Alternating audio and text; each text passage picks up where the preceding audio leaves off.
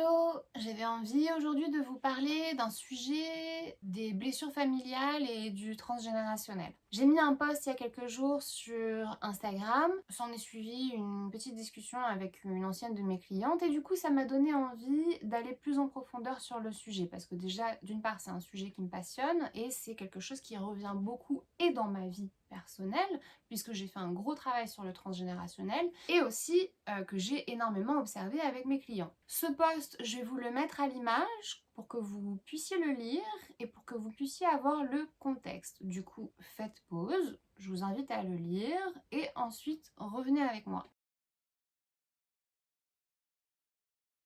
Dans un post, je ne peux pas élaborer autant que dans une vidéo, forcément, c'est beaucoup plus difficile de nuancer mes propos et de faire le tour du sujet. D'ailleurs, je ne vais même pas non plus faire le tour du sujet dans cette vidéo, c'est impossible tellement c'est gigantesque. Justement, on parle du générationnel, du transgénérationnel, donc c'est fait de multi-branches et de multigénérations. Ce que je peux ajouter, c'est que déjà il y a une phrase où je dis chaque parent devrait soigner ses blessures, etc. En l'occurrence, je parle de chaque personne.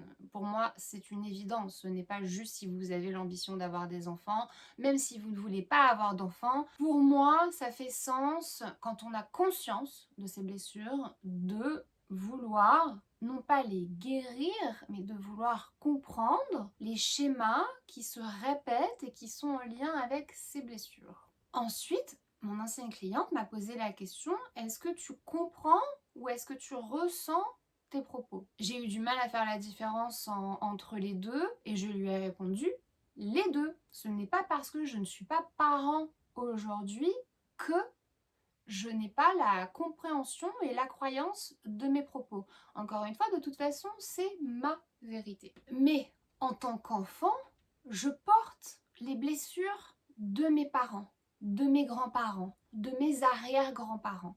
Je peux vous dire qu'il y a du gros bagage déjà, mais que si mes parents, mes grands-parents avaient fait un travail de libération, ils n'auraient pas reproduit certains comportements de génération en génération. Il y a une vidéo qui tourne souvent sur Instagram avec soit un verre d'eau, soit un sac et en fait on voit une arrière-grand-mère, la grand-mère, la maman et la petite fille où en fait elle se passe soit un verre d'eau plein de merde et qui devient fluide sur la petite dernière ou un gros sac et au final la mère sur la petite dernière dessine une couronne au lieu de lui transmettre le sac. C'est-à-dire que comme on transmet des gènes, on transmet aussi des merdes, des blessures, on transmet nos traumas. Et donc il y a les blessures qui sont issues du transgénérationnel, donc de la famille, et il y a aussi les blessures et les traumas qu'on va vivre nous avec nos propres expériences de vie. Là aussi où elle a dit quelque chose de très intéressant et que je n'ai pas mentionné dans ce post, c'est que effectivement l'idéal, c'est d'avoir conscience de ça, de ce qui nous perturbe, des schémas qu'on répète, de nos blessures, pour éviter de les reproduire avec son enfant ou de lui transmettre. Ça, c'est dans l'idéal, mais bien sûr que nous ne vivons pas dans un idéal, ok?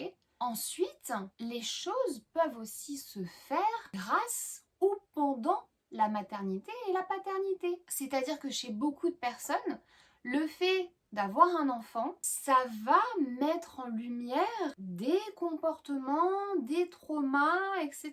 Et donc ça va se libérer dans cette expérience de vie. Donc je ne suis pas du tout en train de dire il faut attendre, je dis juste ce serait mieux. Et je n'ai pas non plus envie d'accabler les parents, ni d'accabler les personnes du premier enfant, puisque je dis aussi que c'est souvent le premier enfant qui récupère tout ça. Chacun fait bien comme il peut, et surtout, tout le monde a des blessures. Ça, c'est un fait. Tout le monde a des blessures. Mais tout le monde, déjà, ne les vit pas de la même manière. Tout le monde ne les a pas au même degré, en fait. Il y a des degrés différents dans chaque expérience qui sont vécues. Et puis surtout aussi, ce qu'il faut savoir, ce que je voudrais répondre peut-être aux personnes soit qui ne veulent pas d'enfants ou qui ont déjà des enfants, etc., c'est que quand on travaille sur le transgénérationnel, quand on travaille sur des traumas familiaux, des blessures familiales, etc., on travaille sur toute la génération. C'est-à-dire que même si vous n'avez pas l'intention d'avoir un enfant, vous êtes en train de faire le travail d'une part pour vous-même, donc c'est génial pour votre future expérience de vie, mais inconsciemment, subtilement, ça va aussi créer des libérations. Parfois c'est juste de l'énergétique, hein. Enfin c'est pas juste parfois, c'est de l'énergétique. Libérer l'émotionnel, etc. Ça va aussi agir sur le reste de la génération.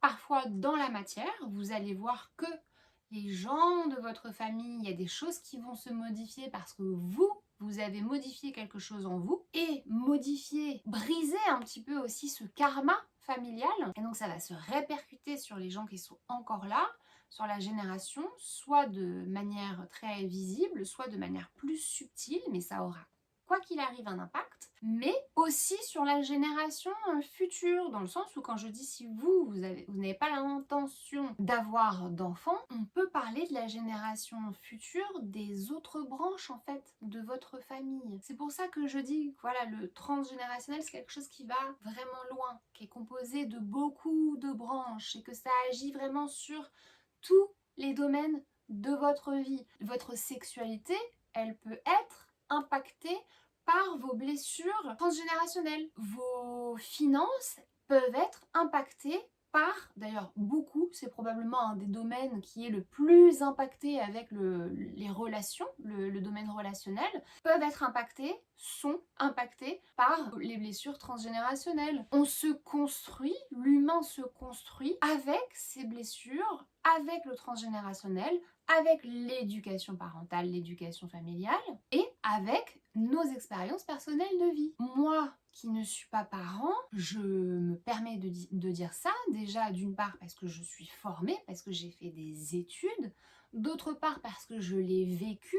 Si je ne suis pas parent, j'ai moi des parents. Comme j'en ai parlé avant, j'ai récupéré beaucoup de bagages qui viennent de ma famille, mais surtout j'ai eu accès à 4 foyers familiales dans ma vie, j'ai eu une enfance assez particulière, donc voilà, j'ai vu différentes formes de famille, différentes formes de vie, et vécu diverses expériences. J'ai pu voir, je vois encore ce que ça peut faire, je vois encore comment le poids du passé, le poids des blessures anciennes impacte aujourd'hui les personnes qui font partie de ma famille. Donc je le vois, je le vis, je le ressens. C'est pour ça que aussi que je peux en parler. Et surtout, j'ai travaillé dessus et je vois à quel point ça me libère dans tous les domaines de ma vie. Et aussi, c'est quelque chose que j'ai vu avec mes clients. C'est quelque chose qui est factuel. Je me suis replongée il y a quelques jours, là, quelques semaines, dans tous mes carnets de coaching, puisque quand je suis en séance, je prends toujours des notes pendant la séance. Et donc,